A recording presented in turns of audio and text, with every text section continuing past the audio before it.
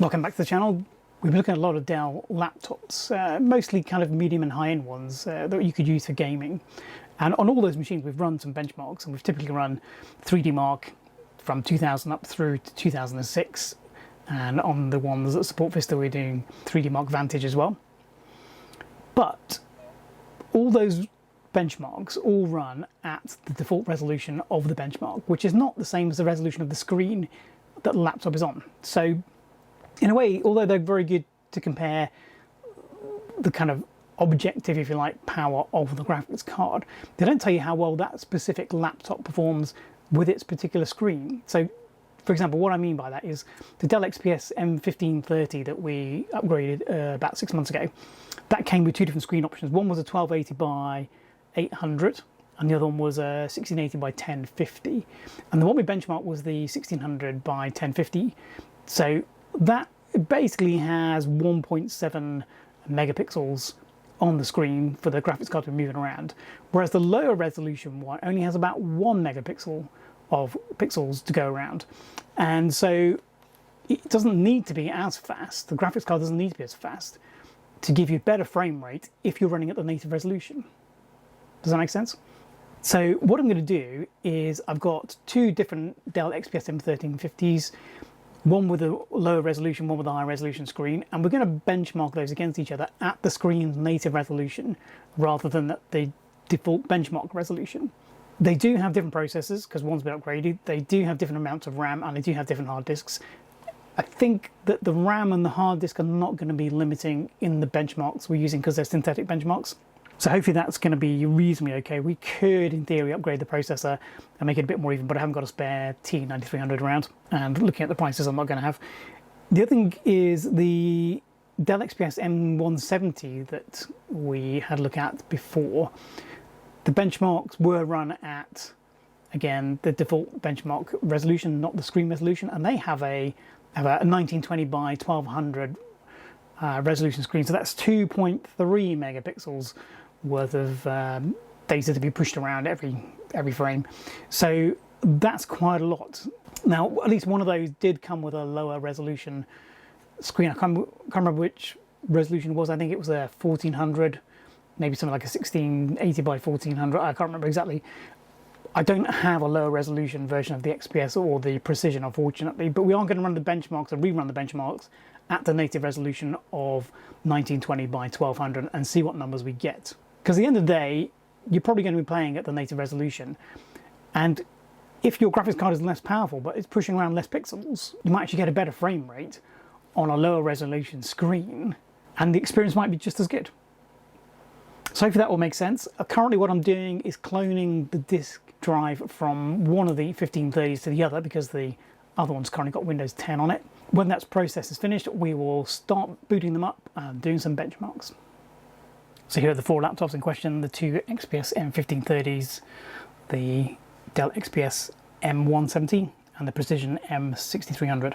I'm all going to run them off the same power supply, which is the 130 watts, so we're not going to have any performance issues related to power supply. They're all going to be overpowered. The two 17-inch notebooks run Windows XP, and the two 15-inch are going to be running Windows Vista Ultimate. So I was going to clone the hard drive from that one onto this one, but the optical drive in here is not working, so instead what I'm going to do is just take the drive out of there, put it in here. I'm also going to swap over the RAM as well, so they've got the same amount of RAM, and using exactly the same modules, so no difference there. So let's turn this on, see how much of a hissy fit Windows Vista throws now that I've changed the computer. It's got the same hard disk, same RAM, different CPU, different optical drive, which you can hear is currently not functioning. So it did complain because it was expecting to come out of hibernation, I think, and it hasn't. We've now got a different GPU as well, so we've gone to default 640 by 480 resolution, I think, which is looking messy, so we'll just need to tidy all that up and then run the benchmarks again.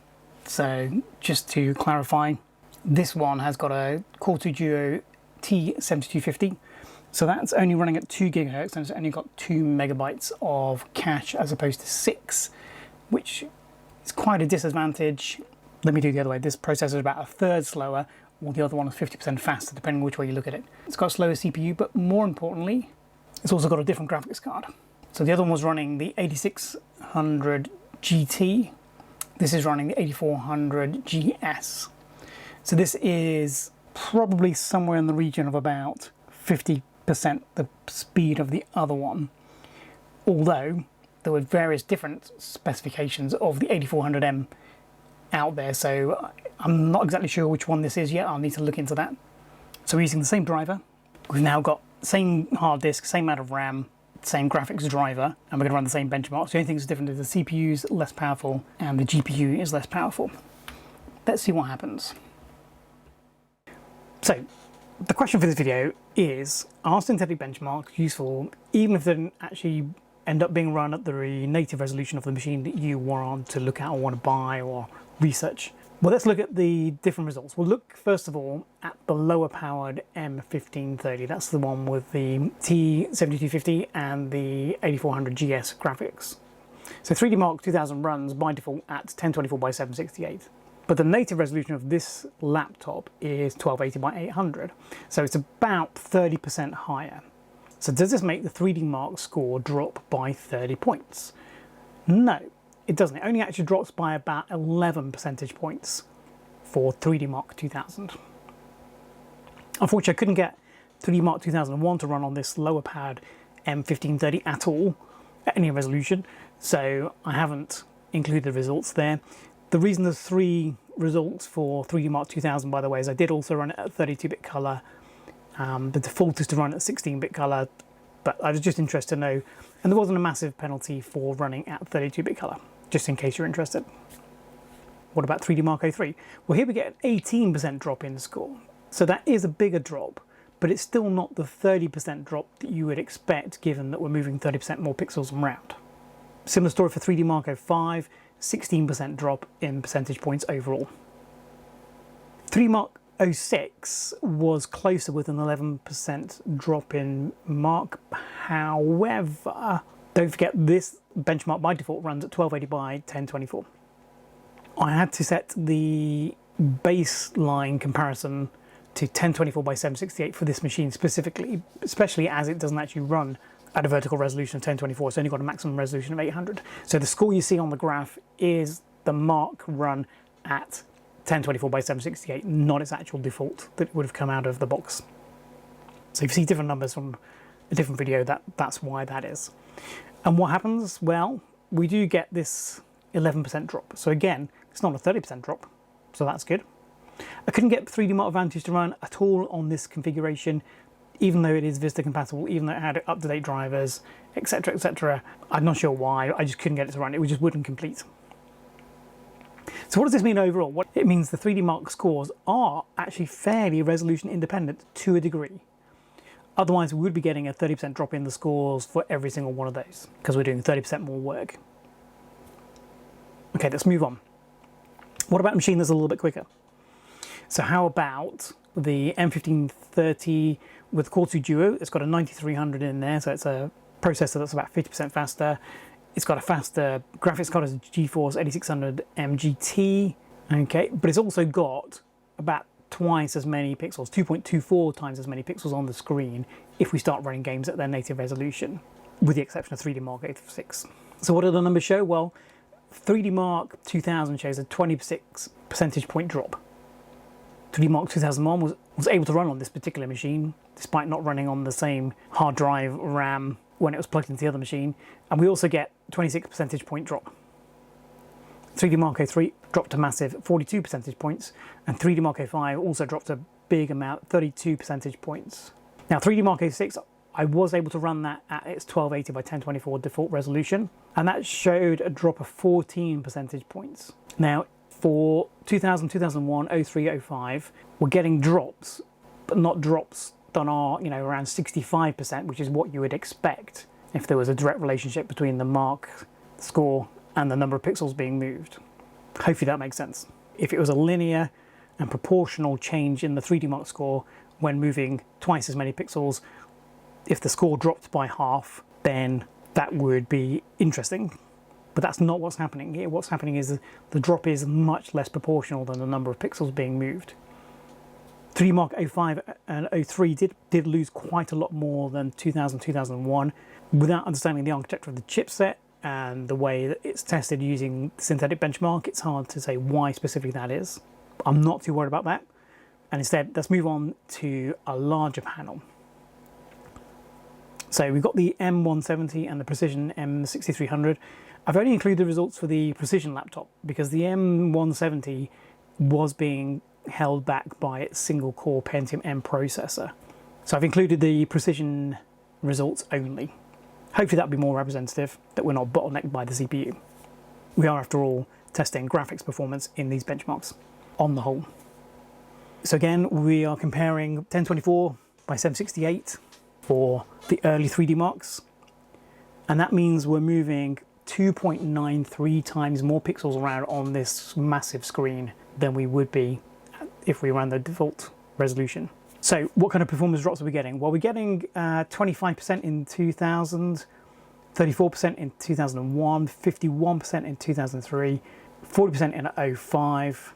And again, 3DMark 06 is the special case because it runs at a bigger resolution. So we're getting a 28% point drop for a 75% increase in workload.